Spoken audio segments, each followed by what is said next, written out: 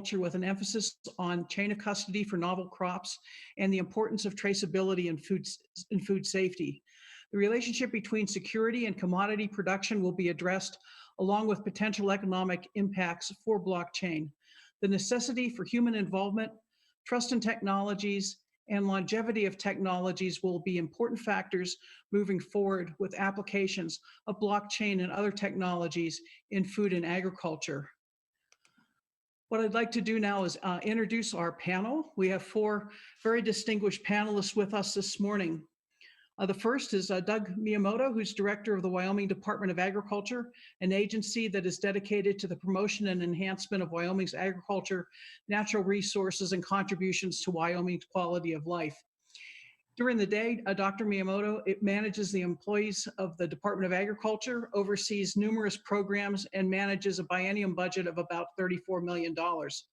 Along with his duties as director, Doug sits on multiple boards and commissions for the betterment of the agriculture industry and producers in Wyoming. Mr. Miyamoto has earned a master's degree in rangeland ecology and a bachelor's degree in range management, both from the University of Wyoming. Doug's career has been dedicated to agriculture with a focus on policy and helping farmers and ranchers thrive. His work with the Wyoming Department of Agriculture has helped to facilitate positive gains in agricultural production while navigating the increasing regulatory demands imposed upon producers. As a Wyoming native with experience in state and federal levels, Miyamoto provides a deep and varied skill set and knowledge base to agriculture for our citizens. Doug serves on a number of national and international panels and associations and has received numerous awards both at the local, regional, and national level. Our second panelist is Dr. Miyamoto Rhonda Ovissipour, who's a professor in seafood AREC and the Department of Food Science and Technology at Virginia Tech. He has both a PhD in seafood science and also in biological systems engineering. His program is in sustainable food production systems, and he is working on food safety, alternative proteins, including insects and cultivated meat, bioprocessing, using machine learning and AI for enhancing seafood traceability. Dr. Ovissi's food safety program is nationally renowned and is mainly related to novel sanitizers, biofilm removal, antibiotic-resistant bacteria, and most recently, SARS-CoV-2 with recent grant to provide rapid COVID-19 response for the food industry. He has several patents and multiple publications, including work with non-living edible surrogates for process validation in the food industry and with research focus extensively in pathogenic microbiology. Our third speaker today is Dr. Roger Coupal. Dr. Coupal is a regional economist and state community development specialist with extension in the Department of Agriculture and Applied Economics here at the University of Wyoming. His area of focus is in the nexus of issues between community development and natural resource policy. He works on local economic development and public finance issues as these pertain to energy development, environmental services, tourism and recreational studies, and more recently, COVID-19 impacts. Roger works with economic development issues with Native American communities across the country, including on the Wind River Indian Reservation. Roger received his doctorate from Washington State University and a master's from the University of Arizona, and he's currently a full professor at the College of Agriculture and Natural Resources. And our final speaker this morning is Rhonda Brandt. Rhonda is the Wyoming State Statistician for the U.S. Department of Agriculture's National Agricultural Statistics Service based in Cheyenne. Ms. Brandt works with Wyoming farmers, ranchers, and others in the agricultural industry to answer questions like, does the U.S. have enough food? And what % of Wyoming's GDP comes from agriculture? As one of the oldest agencies in the federal government, NASS has been at the forefront of data collection, analysis, and information technology for centuries. So with this, I'd like to hand the program over to our panelists. And so, Doug, you're up. Well, thank you, Dean Rasco, and I appreciate the opportunity to talk today about, blockchain advances in agriculture and technological advances in agriculture generally. It's a topic that I think is very important to most entities that deal in agriculture, and some of the main ones. We have another distinguished speaker this morning that's going to be talking about food safety issues and the importance of traceability. And all of those things are critical for state departments of agriculture. They're important to our partners at the federal level, because in the past we've done this traceability with blunt instruments. I mean, that's the way that we've gone about trying to do food recalls in the past. It's always taken an inordinate amount of time to figure out what is tainted and how much of it we needed to recall in order to keep a population relatively safe. And so it's ended up with a lot of waste in our system. You know, we've had to recall massive amounts of food, most of which probably was not compromised. And it's taken us longer because we haven't had the technology to be able to trace back very quickly in the past.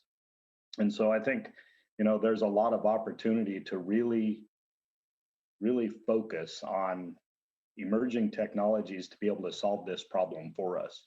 In the last session, we heard a little bit about what problems in agriculture can blockchain solve.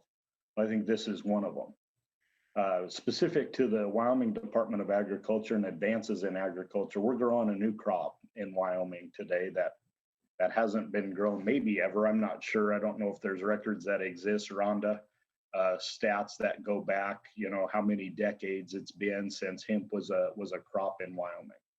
But it hasn't been a legal crop in at least a number of decades in Wyoming. And 2020 is the first year that we have acreage with hemp legally growing on it.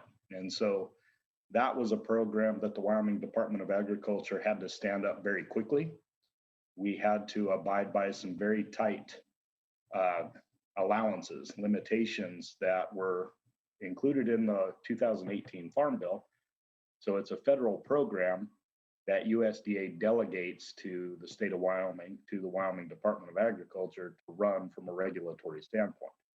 So we get our authority from the federal government to do this program, but at the end of the day, it's a federal program and they get to decide what the limitations are and kind of how we have to go about regulating this crop in Wyoming. What's unique about hemp, and the reason I think it dovetails so well with blockchain technologies, are that you have the same plant, cannabis sativa, and the only distinguishing factor between legal hemp and illegal marijuana is the concentration of THC in that plant. And so there's no distinguishing factor that you can see by eye that would indicate to you whether this is legal hemp or whether it's a Schedule I banned narcotic. And so that creates a very unique problem for agriculture. It creates a very unique problem for the regulatory entities that need to be able to differentiate between this legal crop and a Schedule I banned narcotic. Obviously, that's a very important task that needs to be undertaken, and it needs to be undertaken with quite a bit of seriousness because the penalties for failure are very high for the producers and for the regulatory entities that are following this crop around. But because you can't distinguish any characteristics between hemp and marijuana by looking at it, you have to have technology and you have to be able to use that to be able to quickly ascertain whether or not you're dealing with marijuana or whether you're dealing with hemp. And so we at the Department of Agriculture are looking into various aspects of blockchain technology to be able to use that system to create a chain of custody from the field all the way until it's marketed to the end final consumer. We think that blockchain offers us a good opportunity to be able to solve this problem in agriculture. The way that it works for the Department of Agriculture is that somebody applies for a permit to grow hemp.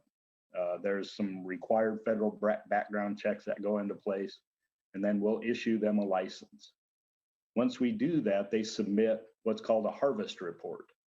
And that harvest report will contain a date in which they intend to harvest that hemp.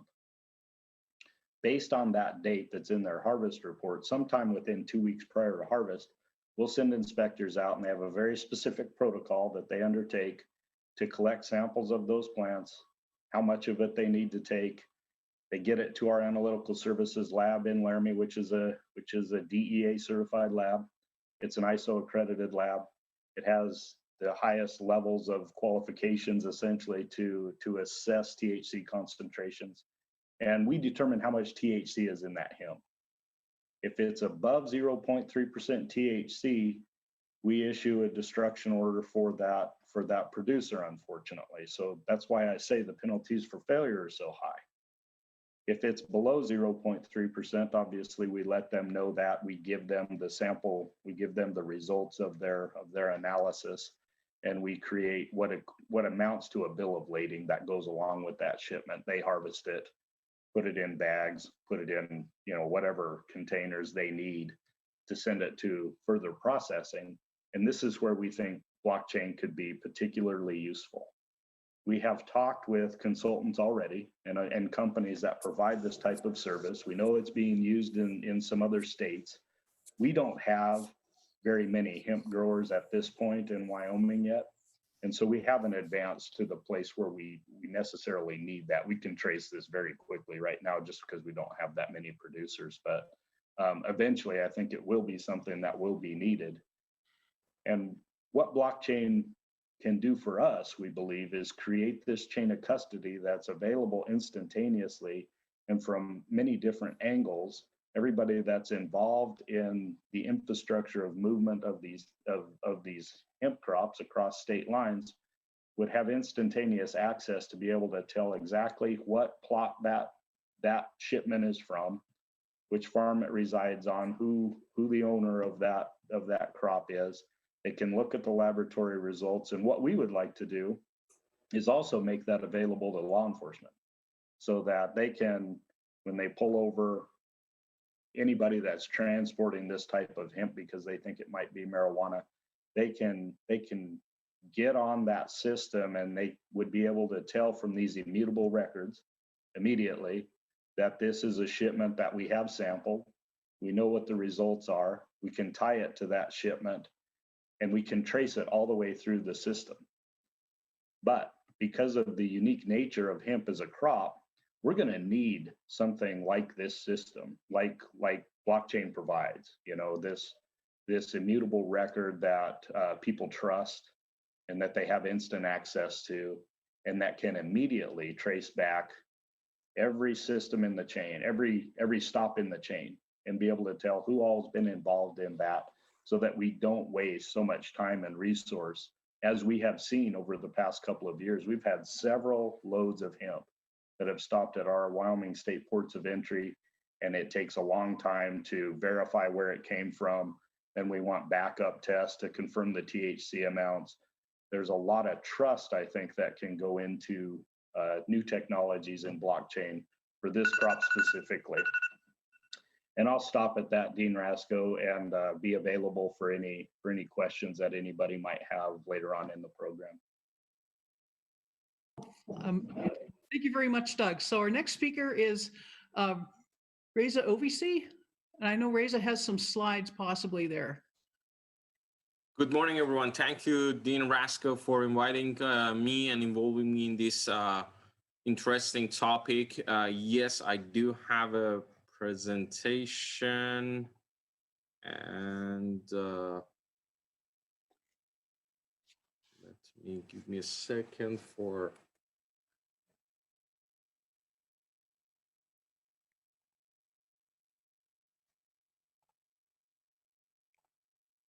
Do you see my presentation right now? Yes. Full screen, right? So thank you so much. Reza Ovissipour, Assistant Professor at Virginia Tech. Today I will be talking about the traceability in seafood industry.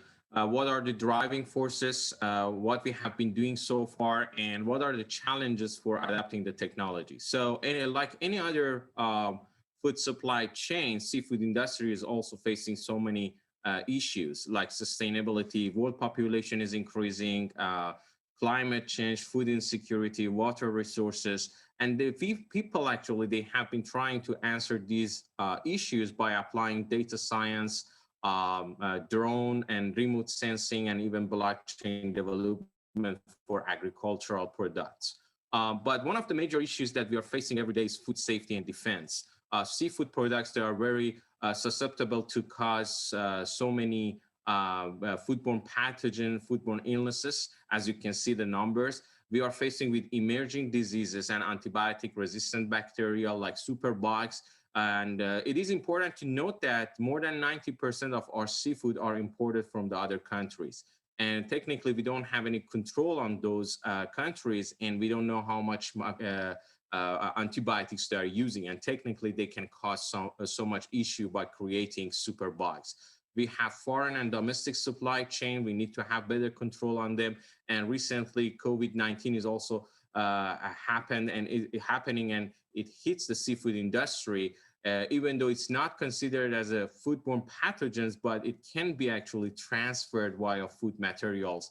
And so we have emerging foodborne diseases as well. Inherently, seafood products, they have short shelf life, and people, they start using so much chemicals, and then we have problems with chemical residue, which are not really legal, and we need to actually have better control on them. People right now, they are starting paying more attention to non-GMO products, and particularly this is very important for aquaculture industry, because aquafeed technically is coming from different resources. The ingredients, they are coming from different resources, going through the processing and different processing facilities, and eventually an aquaculture farm receive the food material as a kind of aqua feed, and they don't have any control on the ingredients. And we have so many different other issues like unauthorized water. We need to have better control on the seafood products being harvested from these areas, algae bloom, and contaminated areas. So there are some initiative. It is really good to communicate the testing results with authority and with people.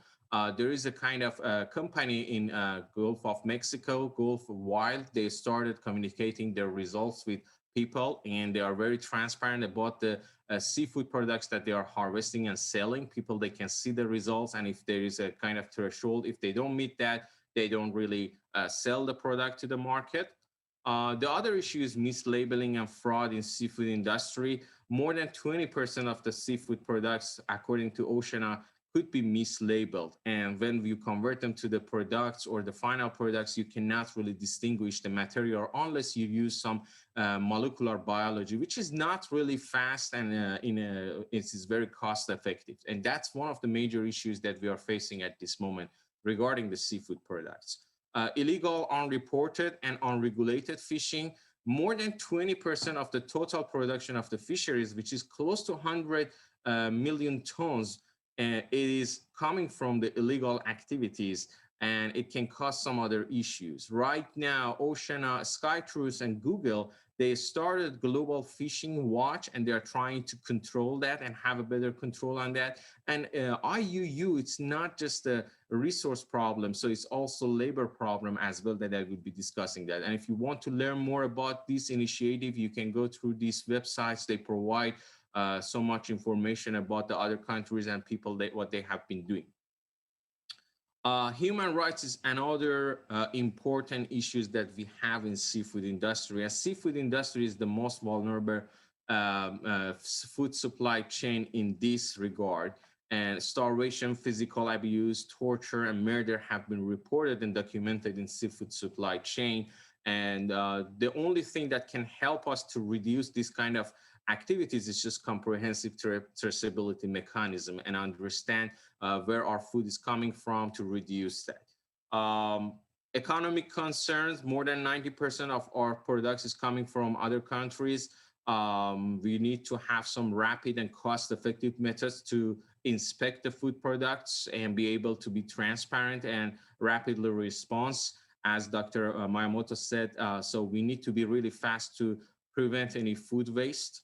Marketing and promotion, it could be used easily for promoting the product. According to a survey study, traceability, people are tending to pay more for premium product with the more traceable information. There are some initiatives like Fishcoin, Gulf Wide, and these fish, they are working on this topic, and they're trying to develop traceability system for seafood industry.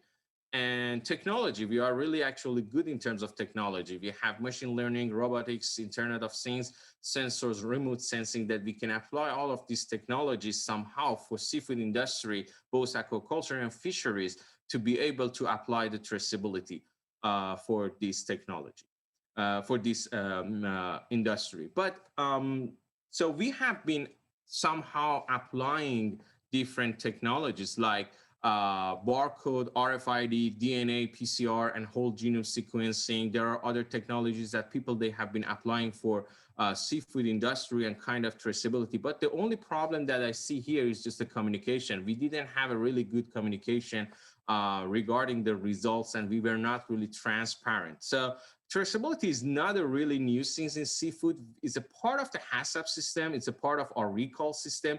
And according to Food Safety Modernization Act, we need to have some foreign supplier verification. People, they have been using data loggers, sensors, bacterial test records, and they were open to federal, disclose them to federal agencies. But again, these are really time consuming. There is not that much technology involved, and accessing to the data, it's not really easy, and there is no specific cloud to be able to have access to them.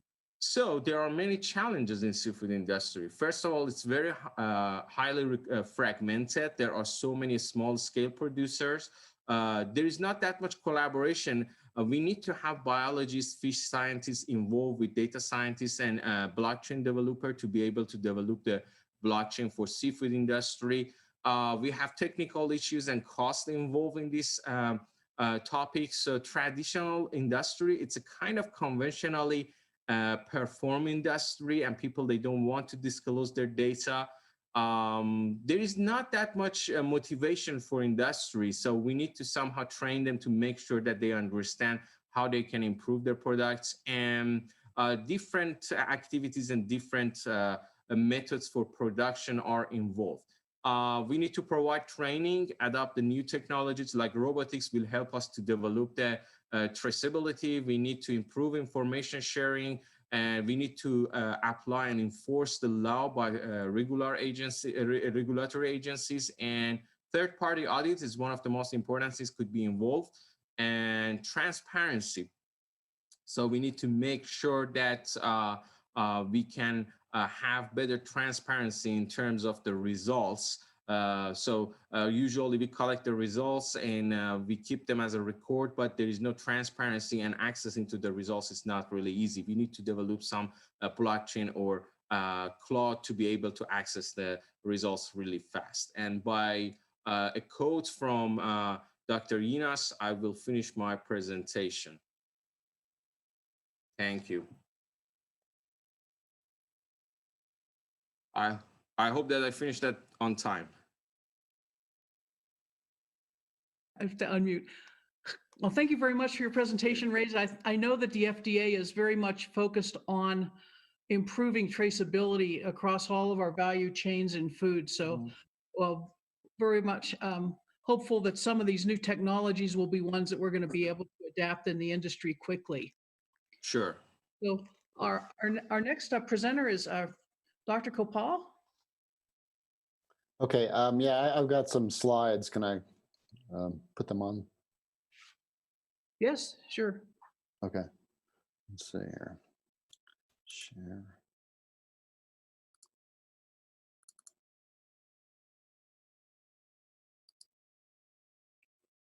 Okay, thank you. Well, I'd like to thank the organizers as well as Dr. Rasco about inviting me. My work in economic development around the state and the region, we're always looking for different alternatives and ideas, and I think blockchain has some real possibilities. The previous speakers have talked about a lot about some of the issues that as economists we look at and we worry about.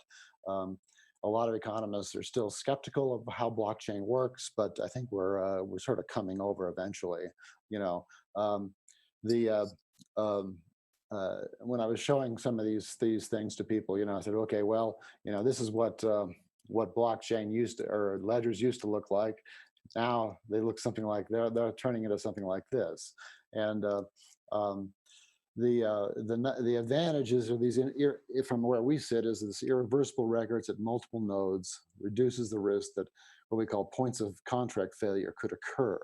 Those could be mistakes in transaction, fraud, could even be market power, and no single party can really go back and change that information, not without huge amounts of computing power and a very small number of people playing in the system. And so it seems like there's some real benefits. Now, who's using it? Well, we've already talked about some of them, but some of the ones that I've kind of noticed are that Walmart, for example, has a big one in terms of, and has had and continues to have one where they're following commodities from farm to retail. For different products, and this is a few years ago, but so I suspect it's bigger now, and they're now going to require vegetable suppliers to adopt this new system to enhance operational transparency. And so, if Walmart's going in that direction, I guarantee you that a lot of other parts of others will too. Maersk, one of the largest container shipping operations, are using blockchains to manage it, and both Walmart and Maersk are actually using it as to manage their diverse transportation networks. That's where they've really decided it's helpful. I mean, there's more to it than that both Reza and Doug have talked about, but that's an important one. An article that was in the Journal of Production Supply and Management, Schmidt and Wagner, they'll pointed out that from 2016 and 2017, the 8% of the 26,000 blockchains started were active in 2017. Now this is 2020, and so I suspect that 8% has gone up somewhat, but it still suggests that there's a difficulty, and some of the difficulties that the Schmidt and Wagner, which I'll point out here in a little bit, are showing are that others, Costco, IBM, Ant, Amazon, fast food companies, travel companies, even gambling and lotteries. In fact, there's what Schmidt and Wagner, I think, was said. There's a strip joint in Las Vegas that uses blockchain for their cryptocurrencies. So what are the advantages? Well, it limits opportunistic behavior. So you can't game the system as easy, though it is possible to game it. It reduces behavioral uncertainty in transactions. So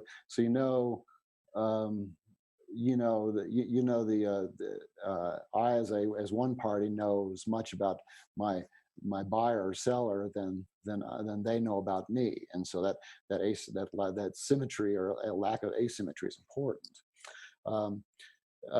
Blockchain reduces the impact of what Schmidt and Wagner call environmental uncertainty, which is really more about the regulatory environment and market environment that's going on, because it's all transparent, and that's important.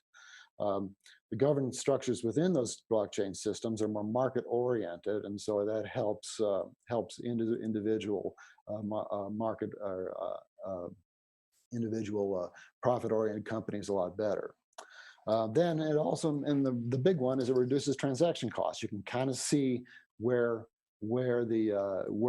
costing us, where the slowness in the system, the supply system is, and that kind of thing. And then the final one that they show is the influence governance costs, and this is governance of the transaction, not governance of government, though there is that issue.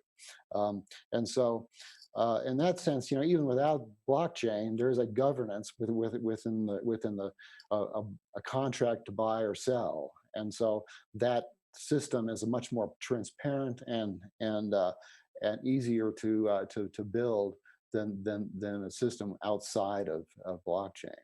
So what are some of the transaction costs?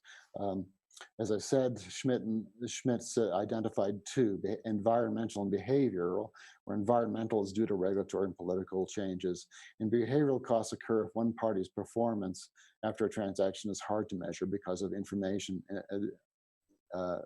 asymmetry, or in other words, one side knows more about the other side than the other side knows about their side. So anyway, this leads to three types of cost governance: safeguarding, performance measurement, and adaptations, which I'll go over real quickly because it's really complicated, but the article itself is pretty good about that.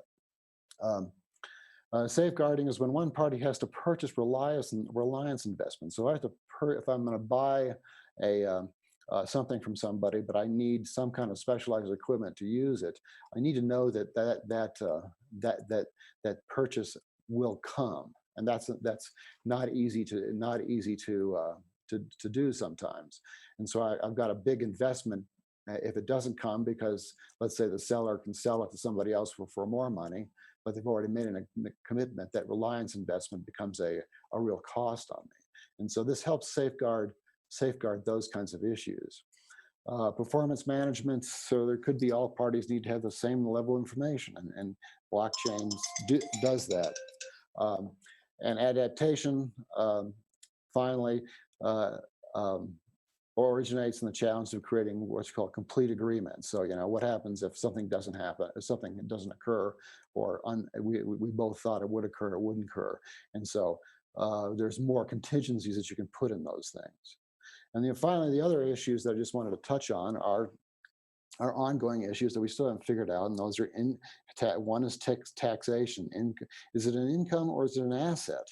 Those are taxed differently. They're taxed differently across states, in the states and the nation, as well as between nations.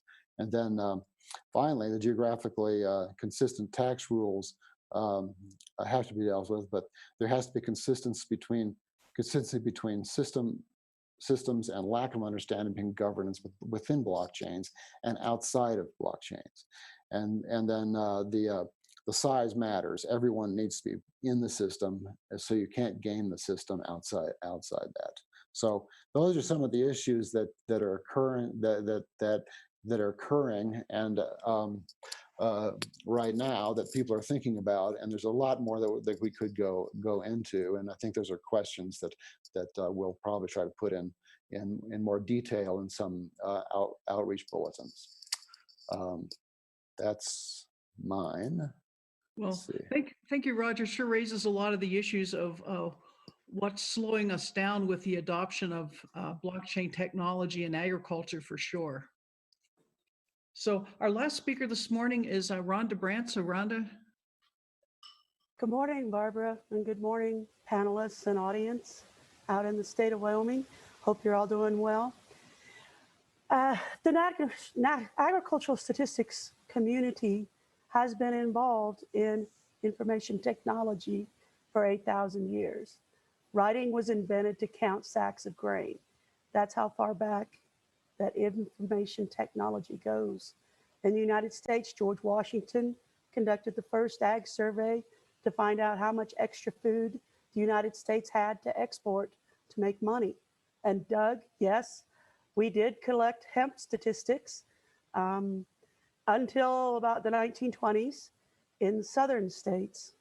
So we didn't have any in Wyoming, but it wasn't grown here, but it was grown in other places. So we've been around a long time. We've also been involved with computers for a long time. The first ag census was summarized on a computer in 1900. We built our first mobile device to count crop acres in 1923. In 1973, we used the first artificial intelligence software to calculate and forecast crop yields. The man who helped us, Jim Goodnight with SAS Institute, was just named the godfather of artificial intelligence worldwide. In about the mid-1990s, when personal computers and the internet became prevalent around the United States and the world, a term I heard for the first time called cybersecurity changed our approach to technologies. Up to that time, Our focus was on the technology. What is it? How can we best use it? After that time, the first and foremost thought of any look at a new technology was the security and data privacy. Because as a statistical organization, we have had laws governing how we function as long as we've had computers.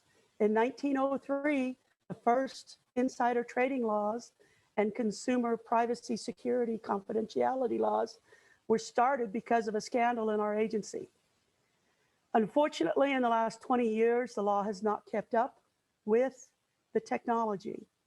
We still have the strictest laws in the country when it comes to privacy and security, so we won't be involved in any full measure of an agricultural blockchains. But what we will be doing is plucking items of data items specific to a link or two along the process. So we will be able to interact. Now, blockchain's not new to NAS.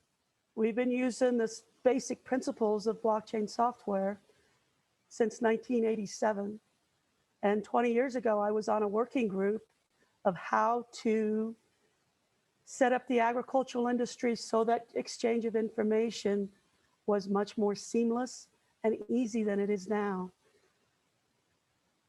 That working group became a coalition that developed ag data transparency principles. So if you're going to work with the agricultural community in any kind of information technology, I encourage you to go to www.agdatatransparent.com. That's where farmers and ranchers, commodity organizations, agribusinesses, and IT professionals got together to put out some governing principles of how to handle agricultural data. Because this does cross country lines, laws will never be able to keep up with the rapid pace of technology. So these principles were set forth to keep everybody kind of operating in the same governing environment. But technology is a tool. Today's blockchain is yesterday's Radio Shack TRS-80 computer. We've learned that over time. And so it's important to remember in the acronym IT that there's two words. There's information and there's technology. So today we're talking about blockchain, but the information that that technology passes or handles for humans is the human contact. And over the centuries and millennia that we've been working with data, we've learned, sometimes the hard way, that the human contact matters. The technology will change from telegraphs to telephones to mobile phones to Internet of Things. But the humans still want security. They still want privacy. This last July, we had our crop yield survey response rate of 97%. We're a federal government agency operating in a very independent-minded state, in a very independent-minded agricultural industry as a whole. And in July, we had a 97% response rate. In August, it was 95%. They were out haying. And so in a survey organization where the world average response rate's 20 to 30%, how do we get 95, 97% response? It's because we've worked with Wyoming's farmers and ranchers since 1867. They've seen how we handle previous technologies and know that we will pay attention to their data privacy and their data security in whatever technologies comes along, whether it's artificial intelligence, blockchain, drones, or satellite data, or something else we haven't even thought of yet. So 8,000 years later, it's still all about the humans, and for us, about feeding those humans. Thank you, Barbara.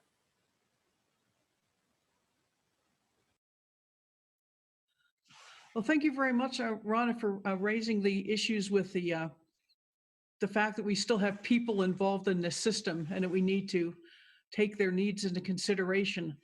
I'm wondering from the organizers here whether we have time for questions or what the status of the program is. So for anyone who's just joined us, we're ahead on the time slot because one of the speakers from an earlier session was unavailable.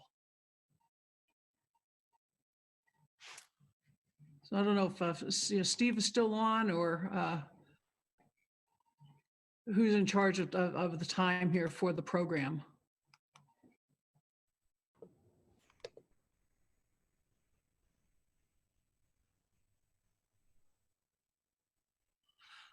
Okay, so I guess one of the questions I'd have for our panelists here, and maybe everyone can take a crack at it. If you had to do one thing to improve traceability or the incorporation of some of these advanced technologies into the food supply chain, what would be that one thing that you would want to focus on, that you think we need to focus on as an agricultural industry?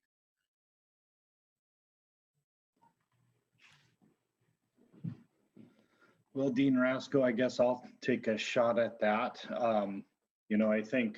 I think for, at least from the Wyoming Department of Agriculture's perspective in analyzing, different options that are out there for traceability, I think what we would like to employ first would be a standard system that is used by a lot of our counterparts in international trade agreements and something that is widely accepted. There's a lot of different options right now, and I think as things evolve, it will kind of come into something that is universally accepted, so to speak, something that everybody could rely on, that would work very quickly. And I've heard talk about open source earlier in the session today, and I think that's something that would be very important for us. We just want to know we're not the only ones using a specific system at this point. That's kind of where our hesitation lies. We don't want to get in the wrong train, I guess. Thank you. Reza, what would you do? What would your big focus area be? Sure. Yeah, I think the first things that I will be focusing on is just developing a platform specifically for fisheries and aquaculture, because there are so many fragments and pieces, and developing a transparency system for that. And meanwhile, training is really important, because I have been dealing with so many companies, and I think they have never heard about traceability system.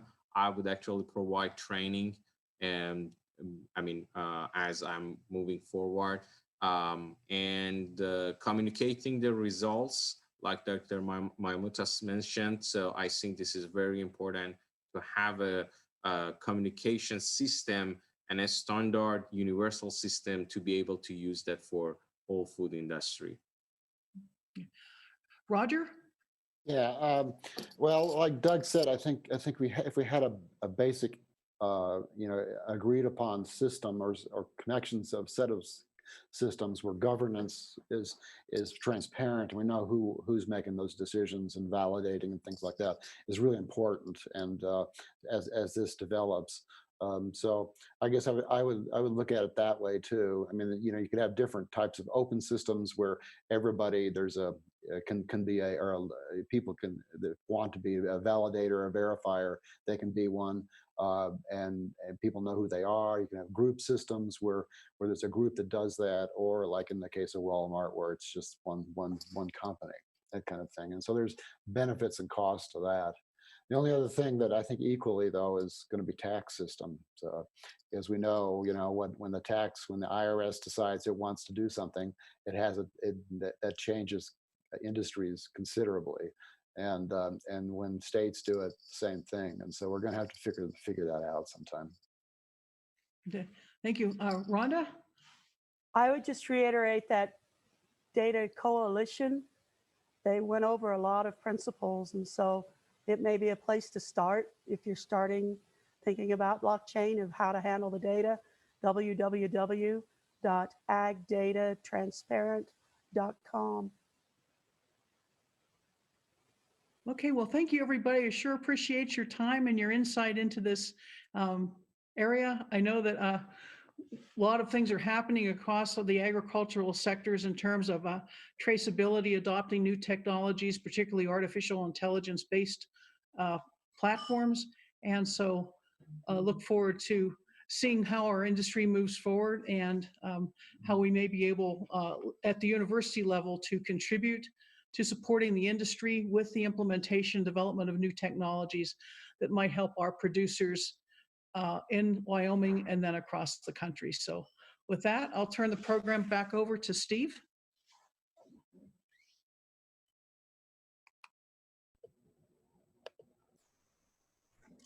Thank you, Barbara. Truly, and panel, that was terrific.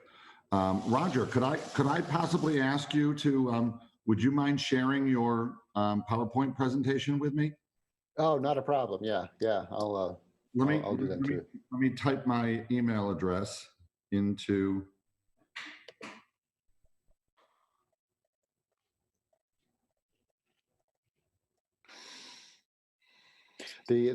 I've got some recommended references too in the back. A lot of those sort of are in academic jargon, unfortunately, but some of them aren't, like New York Times and stuff. So Perfect. Yeah. Well, thank you guys. Truly appreciate it. And Tyler, are you online? Yeah, I'm here. Can you hear me?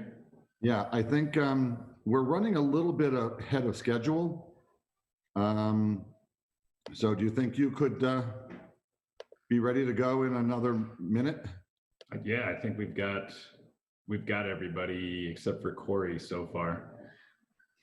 The only one we're missing is Corey for the next panel. Interestingly, he emailed me a minute ago and he said he was online. So I'm wondering where he's at. Yeah, I'm not seeing him.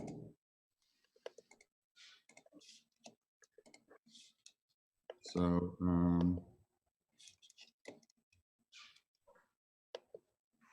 He might be in the wrong room because we're supposed to be in this room for beef chain, right? correct. Yeah.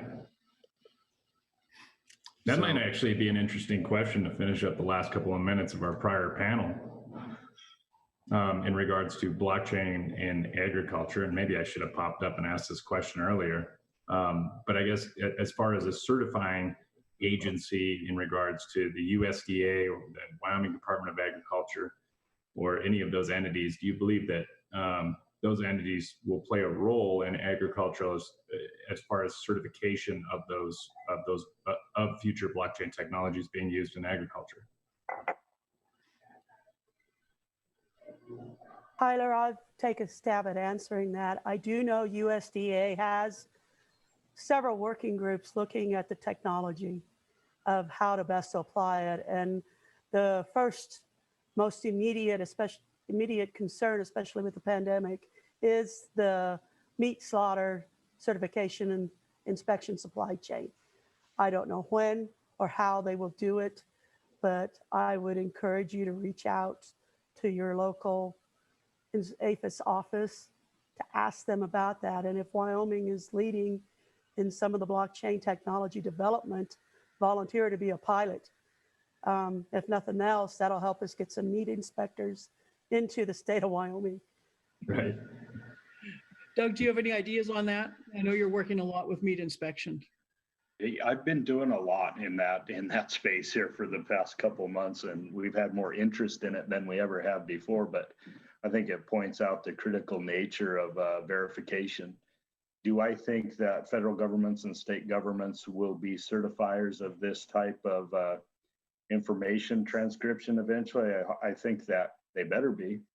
You know, if we're going to stand up and be in these plants and certify that this is safe food, you ought to be able to also verify that the information that you're providing is accurate as well. And so even if as entities of government, you're not officially certifying that process, you better make sure that it's accurate and that you have faith in that system. I don't know who would certify other than entities like this that are supposed to be neutral and are supposed to be out for consumer protection and making sure that there's a level playing field.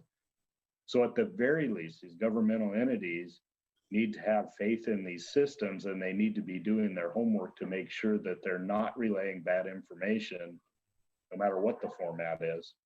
And so I would hope that, you know, these entities at the federal level, or for us at the state level, would be trusted to certify that type of activity, Representative Lindholm. But you know, if there's a better entity that could be even more trustworthy, I think that's what's important. Is that, you know, everybody knows, okay, this is solid information, and we have it from a verifiable source, that the information that's being relayed is accurate. That would be my stab at it. I would like to think that our understanding of the technology would be in a place where we could certify that what we're portraying is accurate. Oh, that's great. Do you think we're at the point where we may be able to change how we, you know, just completely change how we do meat inspection in this country? I mean, the system that was developed in what, 1903, 1907. I think in some ways we're way past what we have to look for meat safety, and I'm wondering if we might be at the point where we should be looking at an entirely new way to inspect meat. Does anyone have any feeling about that or ideas about that? How we would do that? I certainly do, Dean Rasco. I mean, you know, like I said, it's been a main topic of concentration for us for a number of months, certainly since this pandemic started. Demand's never been higher, but I think that the meat industry has gotten enough attention where we may have reached a tipping point on kind of evolving the industry beyond where it has been for a very long time. And it's a cumbersome industry in terms of the regulation of the meat industry. Mm-hmm. But I think that there's a lot of challenges in also providing ample processors, meat cutters, you know, people with skills to be able to actually do that job. Being able to find the labor is extremely difficult. And what we've learned over the past couple months is that so far, that's the weakest link in the chain, is being able to get the labor in to do that work. But I do think there's an absolute opportunity for artificial intelligence to insert itself in the meat processing industry to be able to make some of this process more consistent, faster, and a lot more efficient than it is. And I think that will influence the amount of on-site regulation that we have to do. You know, I think you're right. I think, you know, having regulators be in the plant for every single process is cumbersome. It slows the process down. We're not keeping up with the speed of business. I hope we're not encumbering them or inhibiting them too much, but it's an old system that we use, and I have to believe that technology will increase our pace, our ability to regulate, and make it much faster and much less of a burden for the regulated entity. If I may add to that, we at Walmart have been doing a lot of research on how you can identify bad meat with artificial intelligence and video imaging. And it turns out that you can do a pretty decent job of it. I don't believe, of course, it's as good a job as a meat inspector in a plant, but still, I totally agree that the application of artificial intelligence to this area, I think rather soon is going to open up a whole new set of opportunities in making this process cheaper, more comprehensive, more readily available to, you know, retailers and people who transport the meat around. Dean Rasco, I think there might be an opportunity for the university to potentially look at this. I think you know, perhaps we should you know, have a chat and see how the university could provide, you know, some assistance in this space. Yeah, I'm looking too at the regulatory sides. I practice in food law, so I'm a licensed attorney in the federal court in Washington State, and so this has been something that's been an interest of mine going back about 25 years now. How can we improve, food safety, and how can we have a regulatory system that actually works now for the industry that we have today? So yeah, I'd be happy to work with you, Steve. And I know Steve has some background in the food industry as well. So Well, that's coincidentally, that's the segment we're moving to next. And I believe, Tyler, you're going to moderate our next section. And we invite any of our current guests, if they would like to hang out for a little bit. We are going to be talking about beef chain. So